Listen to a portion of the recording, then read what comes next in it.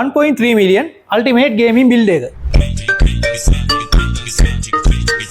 මේක ස්පෙක් ගැන කතා කරොත් අපි processor එක විදිහට use කරලා තියෙන්නේ AMD ලගේ Ryzen 9 9950 XTD processor එක. අපි මේකේ board එක විදිහට use කරගෙන තියෙනවා NZXT ලගේ N9X870E කියන gaming board එක. එතකොට මේකේ graphic card එක විදිහට use වෙන්නේ ASUS ROG Strix 5070 Ti graphic card එක. power supply එක විදිහට use කරලා තියෙන්නේ MSI ලගේ 1000 watt power supply එක. අපි මේකේ CPU එක cool කරගන්න use කරන් තියෙනවා Leopard brand එකේ Pro 360 කියන cool එක. මේකේ RAM විදිහට අපි use කරන් තියෙන්නේ Gigabyte Aorus 6000 MHz 32GB RAM kit එක. storage එක විදිහට use කරන් තියෙනවා Samsung 990 Pro 1TB SSD.